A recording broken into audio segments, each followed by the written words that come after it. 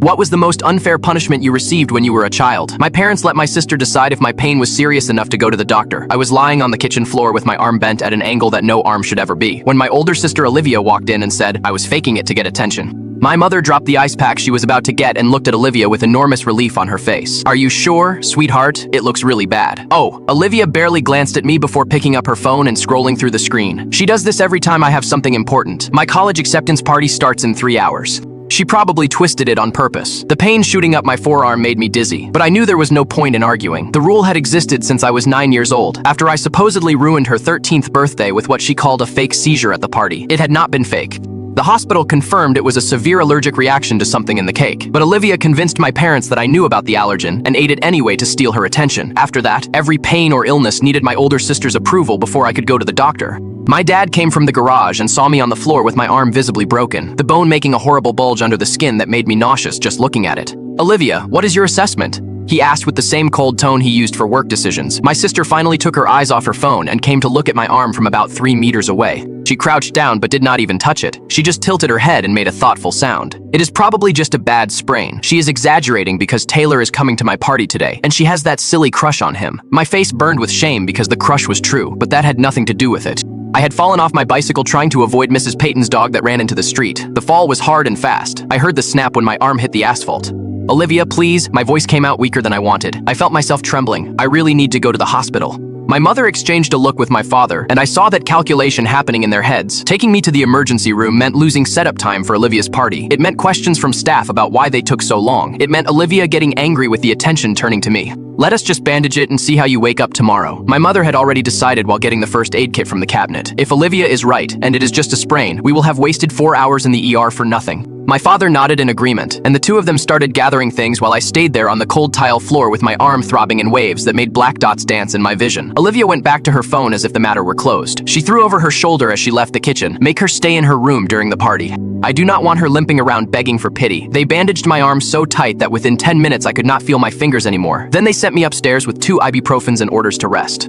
I could hear them setting up the party downstairs, hanging decorations and organizing food, while I sat on the bed looking at my arm that was already purple and swelling so much that the bandage was cutting into my skin. My phone buzzed with a message from my best friend Kira, asking if I was going to the party because my parents had invited half the neighborhood. I replied with my left hand that I could not. Fell off my bike, arm hurting. She responded immediately, asking if I had gone to the hospital. When I said no, she called me right away. What do you mean you did not go to the hospital? Your arm is broken, right? Her voice was worried, and I could hear car noise in the background, which meant she was already in her mom's car. Olivia said it is just a sprain, and my parents believed her. I have to wait until tomorrow to see how it goes. Just saying it out loud already sounded crazy, but that was how it worked at my house. Kira had known me since 3rd grade and knew about the rule. She had seen it happen several times. There was a long silence where I could hear her breathing and talking quietly with her mom. We are picking you up now. My mom said you need an x-ray right away. This is not normal parent behavior. This is medical neglect. I wanted to say that my parents would be furious if I left, that Olivia would make my life even worse than it already was. But the pain was unbearable, and I was scared of how my arm was looking. The party starts in an hour. Everyone will see you taking me. Olivia will freak out. Kira's voice got firmer. I do not care about Olivia's party. You could have a compound fracture or nerve damage. We will be there in 2 minutes.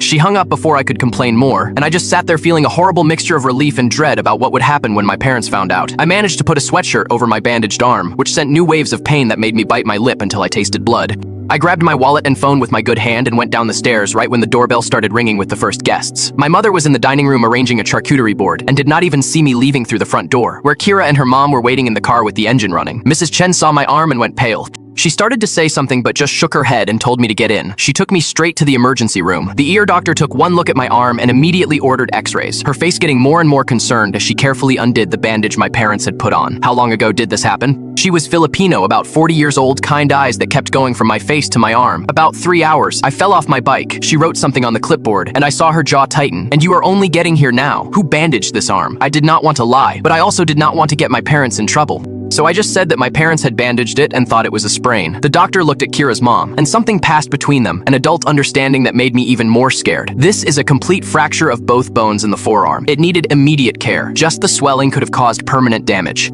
She continued undoing the bandage more carefully, her hands gentle but her voice harder. Your parents saw the injury before bandaging it. Kira spoke before I could think of what to say. Her sister said it was not serious enough for the hospital. Her parents always ask her sister before taking her to the doctor. The doctor stopped undoing the bandage and looked directly at me with an intensity that made me want to cry. Your sister, who is not a healthcare professional, your sister decides these things. I nodded, and she immediately grabbed her phone and went out to make a call while a nurse came in to finish removing the bandage. Mrs. Chen squeezed my good shoulder and said I had done the right thing coming there, that my parents were wrong to leave me suffering for hours. The x-rays confirmed what the doctor already suspected.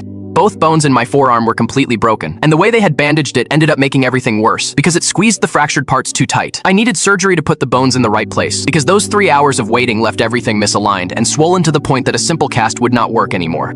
They admitted me right away and scheduled the operation for that same night, and it was